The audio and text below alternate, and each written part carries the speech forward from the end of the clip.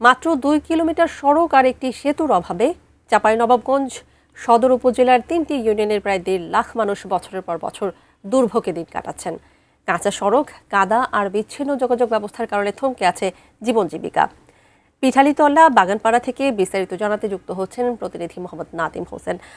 নাদিম, এলাকাবাসীর দাবি মাত্র ২ কিলোমিটার সড়ক আর একটি সেতুর। বেশ কিছুদিন ধরে তাদের এই দাবি, এটি পূরণে আসলে প্রশাসন থেকে কোনো ধরনের আশ্বাস দেওয়া হয়েছে কিনা বা কি বলছেন তারা, একটু বিস্তারিত বলবেন।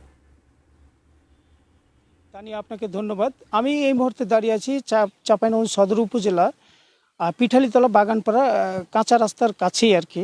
আমার পিছনে দেখতে পাবেন সড়ক, এই মাত্র ২ কিলোমিটার রাস্তা এবং পাশের মরা নদীর উপর একটি সেতুর অভাবেই দুর্ভোগে পড়েছেন দেবীনগর, আলাতুলি, শাহজাহানপুর ইউনিয়নের প্রায় ১.৫ লাখ মানুষ। একদিকে ভারত সীমান্ত ঘেঁষা পদ্মা নদী, অন্যদিকে কাদায় ভরা এই কাঁচা সড়ক। এই দুই দুর্ভোগের মাঝেই যেন আটকে আছে চাঁপাইনবাবগঞ্জ সদর উপজেলার অন্তত ২০টি গ্রামের ১.৫ লাখ মানুষের স্বাভাবিক জীবনযাত্রা। মাত্র ২ কিলোমিটার পথ পাকা না হওয়ায় ৫ মিনিটের পথ পাড়ি দিতে সময় লাগে ৪০ থেকে ৪৫ মিনিট। এর প্রভাব পড়েছে এলাকার কৃষি ও অর্থনীতিতেও। কৃষকরা সময়মতো আম, ধান সহ বিভিন্ন কৃষিপণ্য বাজারে নিতে না পারায় ন্যায্য দাম থেকে বঞ্চিত হচ্ছেন। অন্যদিকে নিত্য প্রয়োজনীয় পণ্য কিনতেও গুনতে হচ্ছে অতিরিক্ত টাকা।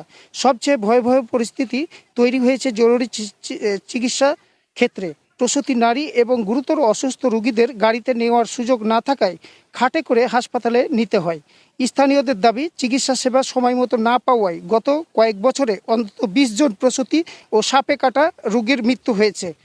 স্থানীয়রা স্বাভাবিক জীবনযাত্রা করতে এখানে ২ কিলোমিটার পাকা রাস্তা এবং সেতু নির্মাণের দাবি জানাচ্ছেন। চাঁপাইনবাবগঞ্জ পিঠালীতলা